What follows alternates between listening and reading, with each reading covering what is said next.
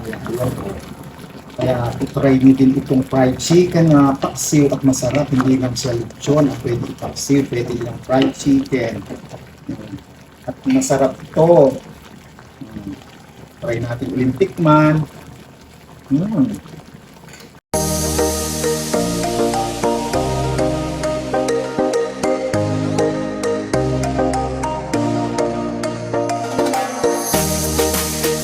Hello sa inyong lahat. Ang isi-share ko naman sa inyo ay ang fried chicken paksiw. Hindi lang lechon ang pwedeng ipaksiw. Ang fried chicken pwede din. Kaya magpapaksiw tayo ng fried chicken. Yung mga, pinrito natin muna ang, kung fried chicken nga siya, syempre ipinrito natin.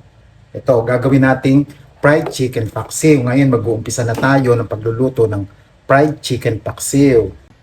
Ang mga ingredients ay yung pinritong manok o yung fried chicken, all around sarsa, bawang, paminta, laurel, suka, asukal. At kung kailangan yung asin, gagamit tayo ng asin. Ngayon, ilalagay na natin dito ang sarsa sa paglulutuan natin. Ayan.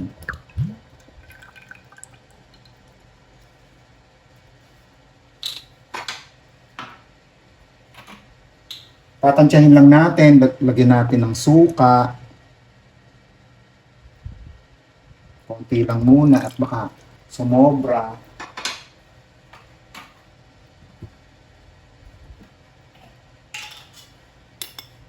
Asukal.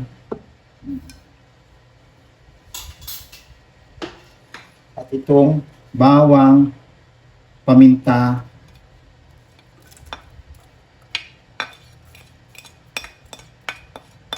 at yung laurel. Hindi natin dito mabuti. Pagpuntayin yung lasa nito, yung asim, tamis at alat, saka yung anghang paminta. Hanggang sa matunaw ito, huwag muna natin aapuyan.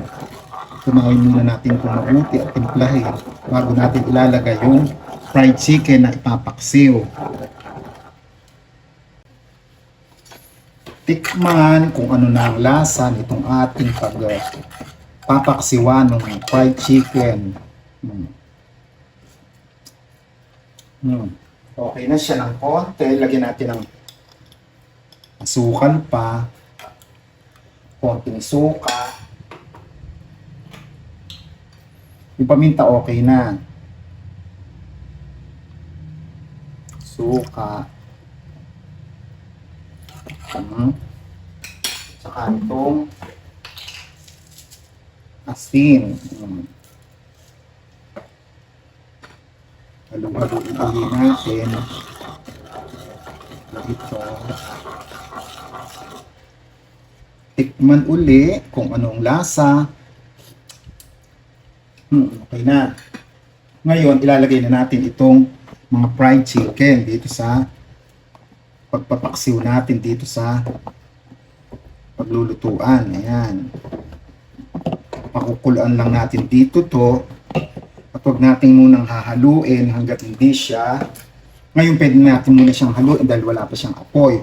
Pag sinindihan na natin o inon na yung apoy o yung kalan, hindi na pwedeng haluin muna hanggat hindi na kumukulo yung suka para hindi siya maglasang ilaw. At huwag muna natin din tatakpan. Ngayon, i-on na yung kalan.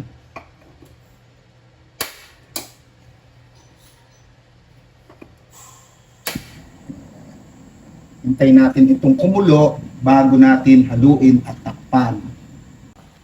Kumukulo na, pwede nang haluin. Ayan. Haluin natin ganito para magpantay yung lasa niya. Kung kumukulo na yung pinakasangka, titikman uli natin kung nagbalanse na yung lasa niya.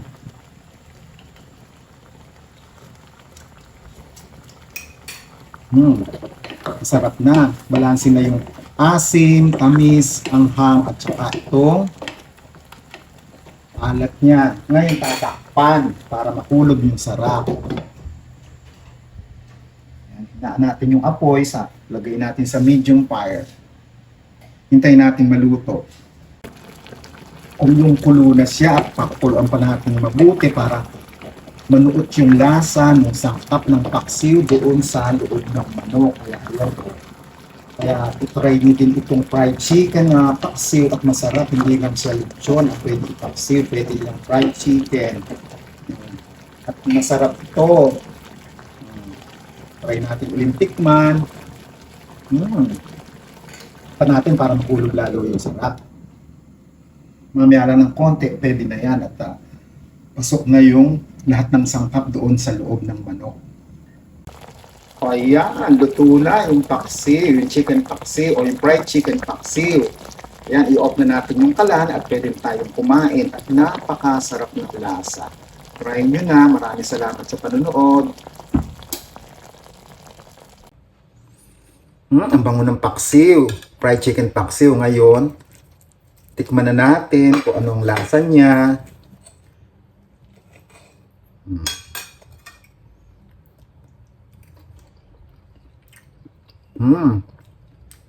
Ang sarap niya.